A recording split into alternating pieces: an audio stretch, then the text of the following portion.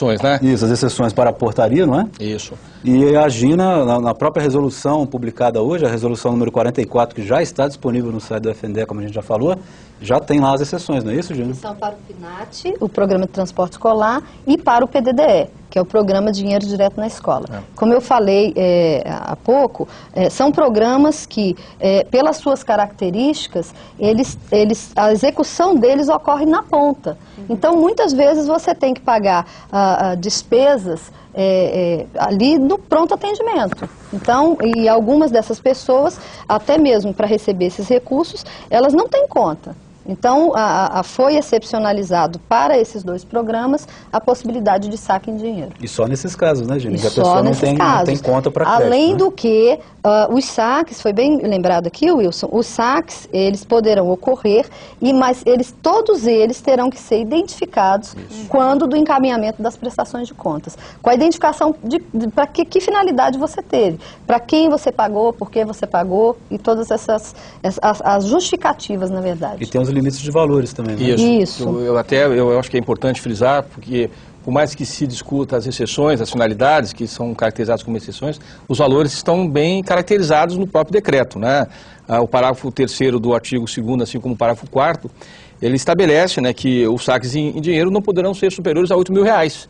E cada nota fiscal, recibo, não poderá ser superior a R$800, é o que diz o parágrafo 3º e o parágrafo 4º desse decreto. Então, por mais que se definam as exceções, os valores estão definidos, né, que é baseado na Lei 8666, na modalidade convite, né? Então, é 10% sobre o valor do convite, que são 80 mil, 10%, 8 mil, é o que pode ser feito, mas sacado, mas os pagamentos não poderão exceder a R$800 cada nota. Isso para não caracterizar o fracionamento de despesa.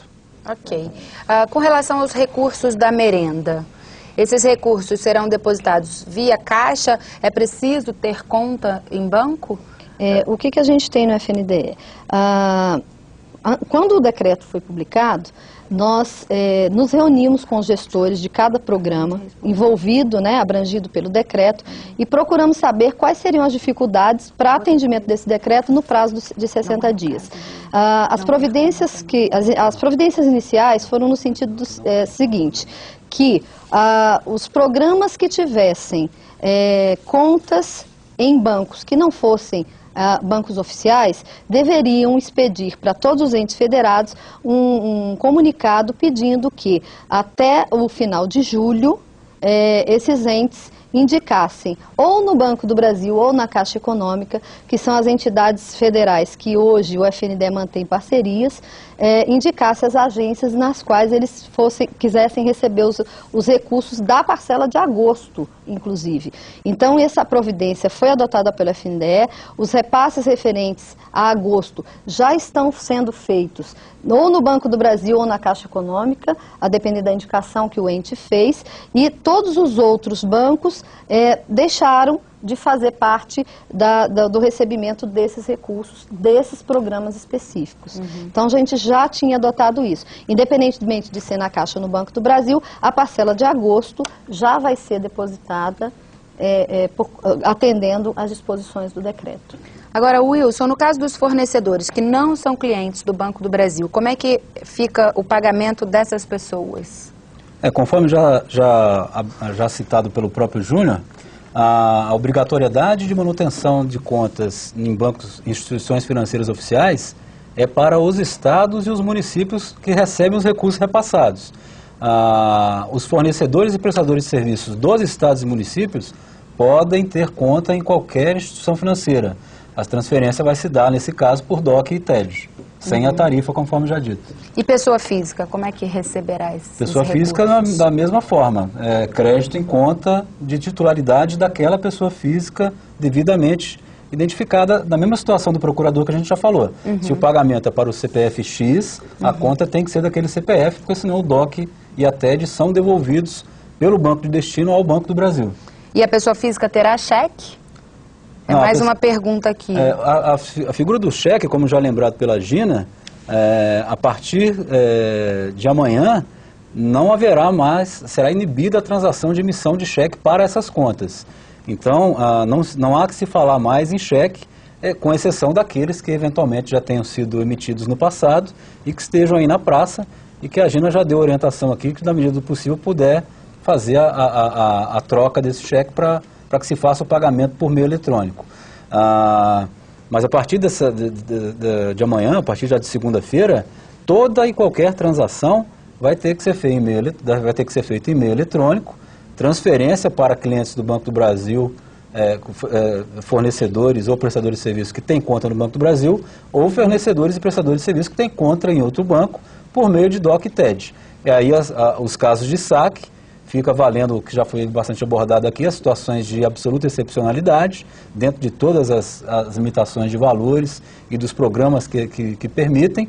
E aí esses pagamentos, no caso do Banco do Brasil, esses pagamentos em espécie, como também já foi dito no primeiro bloco, poderão ser feitos no Banco do Brasil pelo sistema PGT ou pelo sistema OBN. No caso do sistema PGT, a gente, o órgão gera um arquivo para o Banco do Brasil identificando o CPF do favorecido, e esse favorecido vai até a agência do Banco do Brasil e recebe na boca do caixa. No caso do sistema OBN, é feita uma ordem bancária de pagamento, também identificando, essa ordem bancária vai com o CPF do favorecido, do prestador de serviço ou do fornecedor, e aí ele vai no caixa e recebe isso. Tudo sem cheque, tudo por meio de troca de arquivos e dentro de todas as exceções que já foram citadas aqui, tanto pelo Júnior como pela Gina.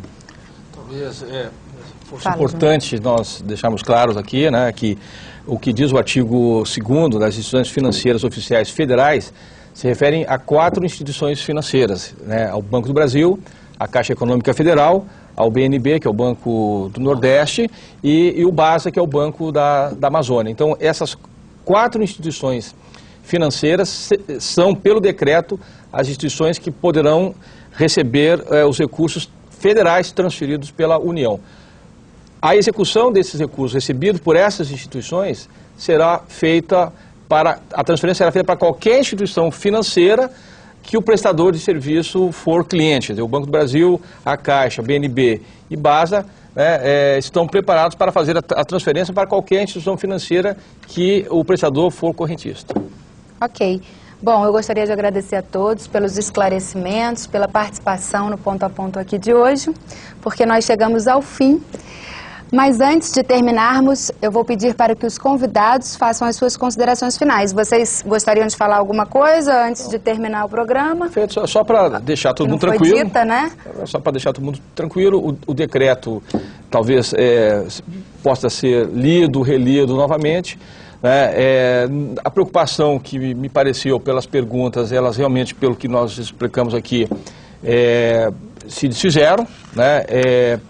É um processo de transparência que está se implantando, é um processo de mostrar que o recurso público, para quem ele está sendo gasto efetivamente, e com isso a gente traz a sociedade a participar de um processo de gestão, porque ela é a grande responsável por tudo isso. Quer dizer, nós temos que dar satisfação a quem nos paga.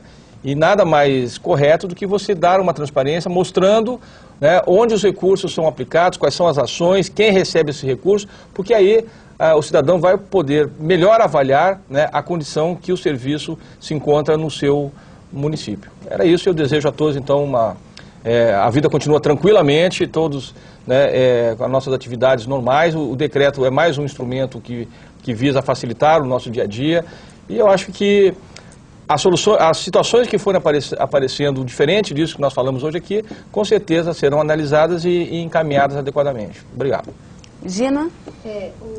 Quando nós nos reunimos com os gestores dos programas, com o Banco do Brasil e a Caixa Econômica, no caso, para tentar adequar a operacionalização desses programas ao decreto, a preocupação maior foi exatamente a tentar abranger todas as possíveis consequências e as dificuldades que esse decreto poderia trazer nesse momento.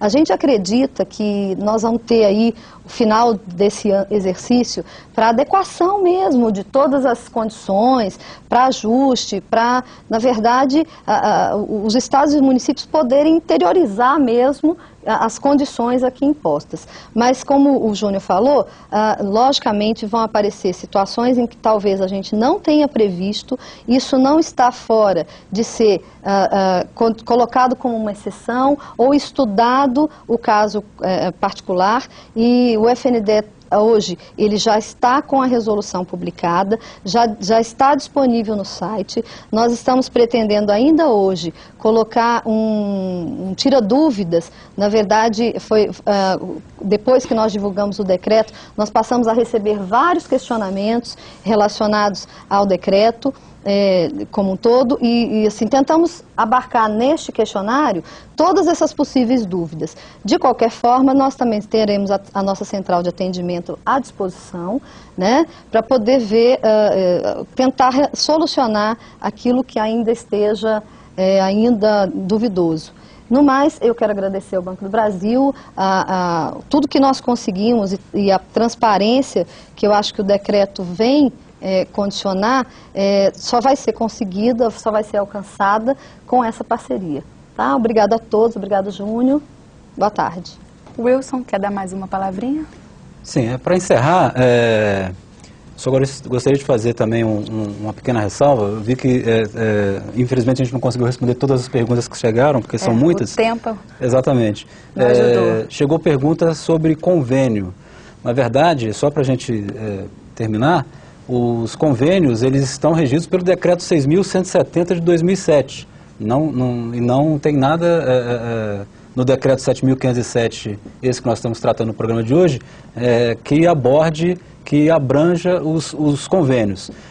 Os convênios, inclusive, nós estamos conversando com o Ministério do Planejamento para que a gente faça, se possível, ainda no mês de setembro, um ponto a ponto específico sobre o Decreto 6.170, os convênios, aí sim os convênios, e o sistema, o portal de convênios, o SICONV. E aí, evidentemente, que se a gente conseguir fechar com o Ministério do Planejamento, nós vamos então fazer o convite novamente para que os representantes estaduais e municipais estejam conosco para a gente tratar especificamente da questão de convênios que está fora deste decreto do 7.507.